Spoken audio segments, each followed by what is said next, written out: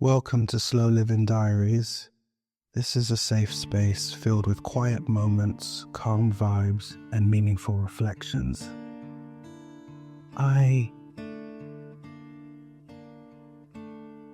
see quite a paradox in problem solving, in that a lot of us are bombarded with so much information. There was a time where if you needed to find out the solution to a problem, it'd be very hard to, because a lack of information. But now, with the internet and social media, there seems to be a solution to every problem, and there's so much information out there that sometimes that makes it equally as challenging to figure out the solutions to our problems. And so in today's Slow Living Diaries episode, I want to talk about burnout and some of the misconceptions, some of the things we may be missing when it comes to burnout. Simplicity and making things palatable is something that's very important to me within my work. I always try to make things easy to understand, and so I want to address this topic today of burnout a little differently to perhaps how you've heard it before. I think a great place to start is my journey and my experiences with burnout. I grew up very competitive, and this started as my journey as a basketball player.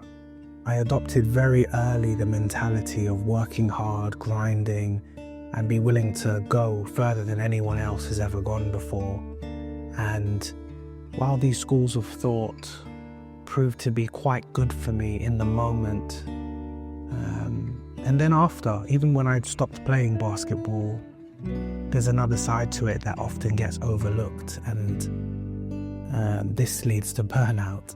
And so my mentality back then was, I have to be the best, which means I need to work harder than everyone. I needed to work smarter than everyone. I needed to be pushing myself to my limit all of the time. When you're younger, perhaps you can do this. As you get older, you realize that you don't have the same energy that you once did. And I'd like to start with the positives first of me living and adopting that way of thinking. When I first started this work, I didn't have a lot of money, and so I couldn't afford to pay people to do things for me. Cameras, sound recordings, going to a studio. I couldn't afford to hire those things or hire those people and invest in myself in that way. And so with the same mentality I had as an athlete, which was find a way, if you don't know how to do something, learn and put in the work, grind. I did that. And so I started to learn on the job, learn how to use a camera, learn how to edit, until essentially I became very skilled in many things. And so one of the positives of, I guess, grind culture is that the more you work on something, the better you get, and it just enables you to have more tools available at your disposal whenever you need them. And so I noticed that because I got good at things, I could get things done quicker, more efficiently, and this is very good when you do a lot of things like me, because there's only so many hours in a day.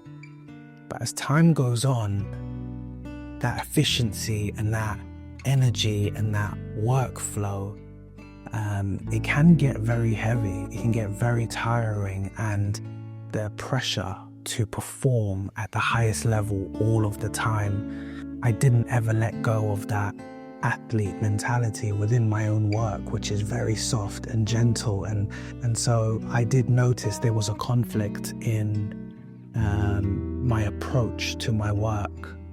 Once I'd learned the skills, I still had those behaviors, those habits of just working hard for no reason. And this doesn't just happen in work. This is something that I've noticed within my friendships and business friendships and my own self-care, I overextend myself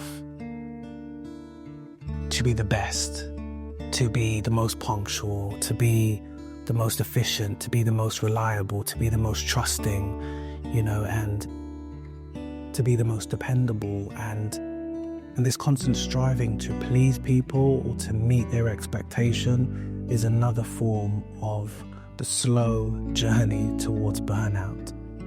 And so when I say the word burnout, a lot of people straight away think about work or studies. And while this is the case for many people, it's often relationships, it's people, it's access, it's screen time, it's just a lack of consciousness of the time in your day and your life kind of living for you. And no moment is isolated by itself enough to really focus on it and appreciate it, because you're moving too fast. And so for me, I've had a lifetime of trying to be the best and just do everything the fastest and have the highest quality, and this gradual kind of chain of demands and pressures that I've put on myself led me eventually to a place of burnout. And it's because we do have limits, and although you try to program your mind as an athlete to push past the limits, and the sky's not the limit and you can do anything you put your mind to, the body remembers, and sometimes it can take a very long time for the body to forget. For me, burnout happened gradually. I didn't know it was happening. There's a few quotes that this reminds me of. One of them is, you don't know you're being deceived until you come out of deception. Similar to, you don't know you're asleep until you wake up. And for me, I didn't know I was living in burnout until I stopped working, until I stopped grinding, until I slowed down. I realized how hectic my life was, and that brought a lot of anxiety and feeling unsure about my own time. And it's so gradual, the habits that you build up, that you don't notice how harmful it is. And so for me, I was training people to have access to me all the time, call me, don't worry, interrupt me, and I will pay the cost of that. When I come off that call, I'll now grind and work harder to make up for lost time. And not only was I creating bad habits for myself, I was training other people to believe that my time belongs to them. And so I started to make small adjustments and try to undo some of the wiring that I had from a young age. When you are starting to feel the symptoms of burnout, fatigue, a lack of focus, a lack of mental clarity, poor sleep, poor diet, these things happen so gradually that you don't realize that it's burnout. You just think, oh, I have no appetite today, or I feel really tired, but sleep's not doing it, or my sleep's being interrupted. I don't know why, I've just got a lot on my mind. We never really attribute it to burnout, because if you've been doing something for a long time, you just believe you're good at doing it. You can just keep going, and unfortunately that's not the truth. There is a line, and when you cross it, you fall off that cliff. And it's my hope that any of you who are experiencing this now, or maybe you're on the edge, you can take this time to just slow down and recalibrate, rebalance yourself, and have a little reset in your life to kind of bring you back in alignment with where your body, your mind, your soul, and God wants you to be. For many years, I felt guilty resting. Again, while I'm resting, my competition is working. And that mindset for me of outworking this invisible avatar player somewhere across the world who's practicing, I have to outdo them. I had to slowly start to break that because it's not healthy. And so for me, rest has been something that I've struggled with. And it's quite interesting. A few years back, I got COVID a few times, and I remember just being bedbound and I couldn't do anything. And I just remember saying to myself, I never do this. I never stay in bed. And I always tell myself I need to book in times to nap more, to take a break and not feel guilty about it. But again, this is an example to you. It takes a long time to change a mentality, to change a habit. I've struggled with downtime and taking a time out to do nothing. And so I don't watch a lot of TV. I stopped watching TV many years ago. And I have recently been trying to watch more TV, watch some films, watch some documentaries. And I struggle to sit through a whole film unless I'm with somebody. Being alone and watching a film all the way through, my mind still tells me that's a waste of time. And so that's one of the things I'm working through, learning to be okay in my own company, not working. Slow living for me really started around 2016. And I didn't know I was doing that, but gradually the way my life was changing, it facilitated just a better pace, setting reasonable expectations for myself, and just allowed me to create a healthier environment for my own well-being, for my own healing, for my own progress career-wise and personally. Just to work on myself, to allow my starting point to be from a place of health, as opposed to this kind of ideal or ambition or vision that I have for my life. I was no longer being dragged by a perspective of how I want my life to be. Rather, I started to create how I want my life to feel, day by day, bit by bit. And that started with implementing rest. And so, even back to athletes who work out and train, rest days are so important, sleep is so important, taking time out to do nothing is important.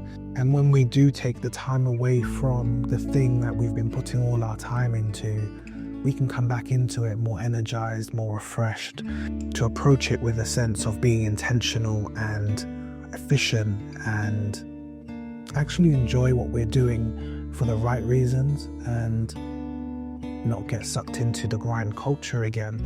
And so, as mentioned, people often assume it's work, and yes, in many cases it is, but it's also being the person who always holds things together, the person who's always available to help other people, to support them, to be an emotional launch pad or, a shoulder to cry on. It's overgiving yourself in relationships to the point where there's nothing left of yourself for yourself. It's operating from a place of feeling as though you've always got something to prove, and in the case of myself, I know that I wanted that validation for my hard work, for others to see the result of my hard work. I wanted them to be inspired by that, but when it doesn't come, you constantly are seeking that validation and living from a place of proving yourself in all areas of your life, whether it be in relationships, friendships, health, or your work, just always feeling like you have to hit a target to prove yourself, and that can cause you to be emotionally depleted if you're always living from a place of trying to prove your worth. I would say that burnout isn't just about doing too much. I think on a much deeper level, it's about holding too much. Too many thoughts, too many deadlines, too many pressures, too many things to do, too many forward-thinking plans. Also running from things, past things, and holding on to memories and, I guess, mental memorabilia that doesn't serve you anymore. All of these things add to the pie of burnout. Part of the antidote is slowing down and stopping and rest, and most people will tell you to do this, but what they don't speak about is how terrifying this can be. If you're someone who's always been on the go, to stop means that you have to face everything that you've been avoiding or everything you've been distracted from. during your running and your grind culture days. Slowing down and stopping and resting forces you to identify some of the areas where you have not been doing well, and you see it all, and that self-reflection can be painful. And so it's not always an easy thing, just rest. It's quite terrifying for someone who isn't used to resting and who's used to just going 100 miles an hour. Over time, you can build up so much emotional baggage and clutter and just internal storage and so many like processes and windows. I think of it like a laptop or a phone even. So many apps open, and your phone and your laptop and your computer will slow down, it will overheat, the fan will get going, and the same thing happens for us. And so when you have all of these years and years of emotional baggage and clutter and expectations and proving yourself, and it can really deplete you and cause you to not like the life that you live. And being busy sometimes distracts us from all of those things. And so I found in my own journey that stillness forces you to confront some of those things, but from a place of truth and honesty, and not in a judgmental way, but really analyzing how you are living, and does it align with the life that you would like to live? There's a question I've asked myself many times. Are the people in my life aligned with where I want to go? How do they make me feel? And for that reason, I'm very, very, very protective over who has access to me. Who are the people who are speaking into my life? Who are the people who are affirming things to me? What's the energy that I'm absorbing from people? Am I inspired by my connections? Am I motivated? Do I feel empowered? Do I feel cared for? Do I feel respected? These are all things that are important to me in terms of, knowing what I give compared to what I receive. Is so important that I don't allow those filters, those boundaries to be broken, because I'm on my own personal self-work journey, and that's a part of it, monitoring the influences and the things that come into my life. And unfortunately, sometimes and most times, that's people. The same is true to what I watch, what I listen to. As you know, music creates an environment, an energy, and so I'm very mindful of the kind of things that I listen to. Does it make me feel exhausted? Does it make me feel confused? I stay away from things like that, because it doesn't aid me in my journey of not just not living in burnout, but actually living the opposite. And so I create these structures around my life, and it's not just one thing, it's multiple things. One of the things is I change my number quite often. I haven't done it for a while, but it's about to happen. But the reason why I've done this is you meet different people in your lives at different times. It could be through a job or an event or whatever it may be. And before you know it, so many people have your number.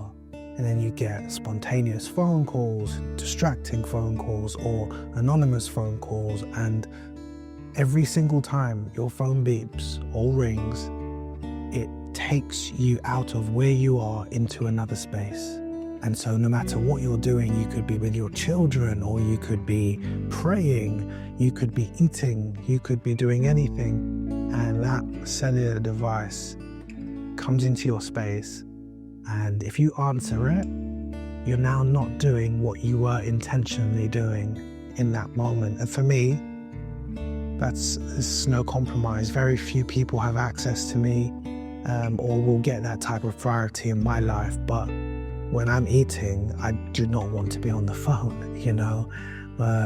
When I'm with my children, I do not want to be on my phone. When I am praying or spending quiet time to myself, I do not want to be on my phone. I do not want to allocate my time to someone else, time that has been set aside for me to work on my well-being. I just can't do it anymore. And for a lot of my life, I spoke about having to prove myself and just living up to these expectations. I've been a people pleaser. I've always pushed my own feelings to the side to make other people happy. And so even me saying this today, it sounds so bold and harsh, but I've not always been in this place. I still struggle with those boundaries.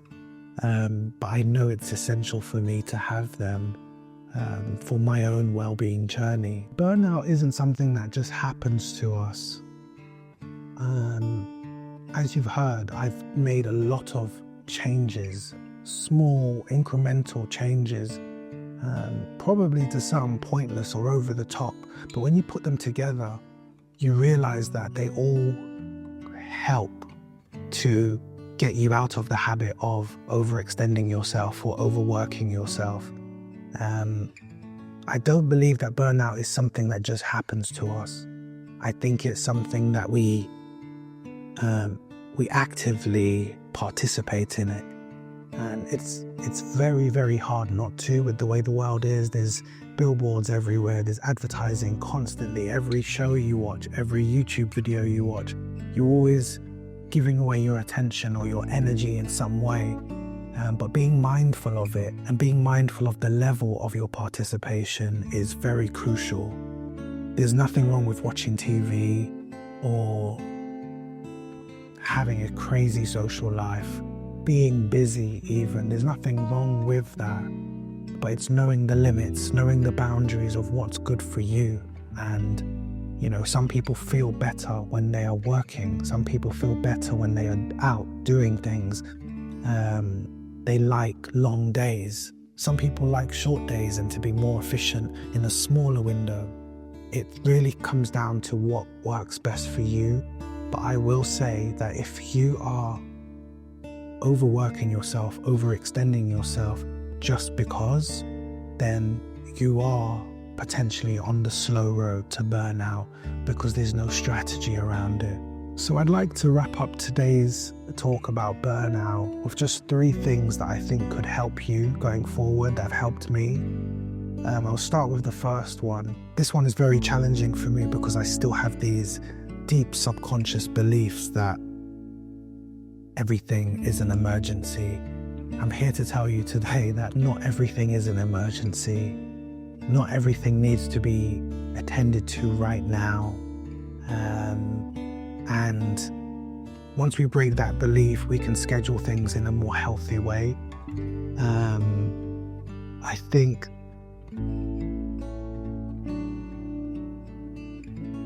this was an example. My next sentence, you needed it, but you didn't need it just then. Allowing yourself the space to take away the pressure of urgency. Not everything has to be done now. Everything has its time. Everything has its season. You would see that from my previous video about my plants, that no matter how much care and attention and love and water and light and humidity I give them, they will not bloom or sprout or root before their time. Everything has its own time, and so we must treat ourselves in the same way. We sometimes want to see the results straight away, and we think if we work faster, it will happen quicker. But in most cases, this leads to burnout or mistakes. And so I encourage you today, that first one is not everything is an emergency and not everything has to be done with urgency.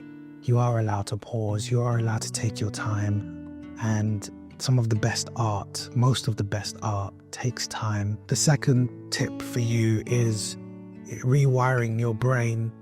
And if this is something you struggle with, feeling guilty about rest or feeling that you have to earn it, I can work hard and then I can rest. We've got it the wrong way around. If you rest first, you then have the energy and the clarity and the capacity to work hard, to work efficient, to give yourself the best chance to succeed. But if you put in all the work and exhaust yourself and then rest, the rest isn't intentional. You're resting because you have no option to, because you are exhausted. And like I was saying about when I've been unwell or sick or the flu, The rest is good, but I don't feel rested because my body's already depleted and my body's already ill. But to rest from a place of strength is extremely powerful. So I encourage you today, if you can create pockets for yourself, 10 minutes, 15 minutes here to just be still. Maybe it's the start of your day before you are exhausted from the long day's work or lots of peopling, humaning, as I call it. Create windows for yourself where you can rest from a place of strength and not just exhaustion. And the last tip or idea that I'd like to share with you really stems from this belief that our worth and our value is tied to our productivity. I've got so much evidence in my life. I'm a very efficient person. I'm a hard worker. I do things properly. I don't take shortcuts. And I have not seen any evidence that me being productive has made me a more valuable person or made me more worthy of anything. And so I've tested it in my own life, and to be confident enough to say to you today that the things you do not define you. How you live defines you, and who you see yourself as defines you. And if you are living on the edge of burnout, maxing out at everything you do, you're not allowing yourself to fully operate from a place of peace, because your body's always in repair mode, it's always in recovery mode and not operating from a place of strength and clarity and power. And so I find by resetting and allowing myself to recalibrate and knowing that productivity isn't the goal. For me, efficiency is the goal with my work, and efficiency in my relationships, efficiency in my communication. And when I'm efficient, I can be at peace because I know that everything has its place, everything's aligned with the life I'm trying to live now. And so being productive can sometimes make us feel like we're doing well, and it's not always the case. Sometimes the best thing that you can do is absolutely nothing. And I've never heard of anyone who's burned out doing nothing. But yeah, so I encourage you, I hope this has spoken to you. I don't know your journey. Please, if you've experienced burnout, what are some of the ways that have helped you? I know for me, meditating, praying, gardening, going for walks, listening to peaceful music, mood lighting, candles, incense, having conversations with people that are edifying and thought-provoking and can challenge my current beliefs. Why do I do things the way that I do? Why do I think the way that I think? Having people around you that are smarter than you, people around you that are more informed than you, people who are more enlightened than you in some ways, and just creating the kind of environment that supports your well-being. And most importantly, if there's any tip that I can give to anyone going forward, maybe now in your week, just slow down and give it a try. I know a lot of people say they don't have the time to, but I'm talking about 10 minutes. 10 minutes here, 10 minutes there. I no longer even have an alarm clock. I couldn't tell you the last time and I've needed an alarm to wake me up. And that's rewiring, reprogramming, and a lot of deep self-work to get to a point where I'm not rushing anymore to do anything. So that's all for this one. Thank you for your time. I appreciate it. I hope it was simple for you. I hope that you find something useful in this video. And I hope that if you implement it into your life, some of these practices, some of these small things, that you can see a difference in the way that you operate, in the way that you function, and overall just how you feel about your own life. Stay blessed, and until next time, I wish you better days, and remember, you are worth your own time.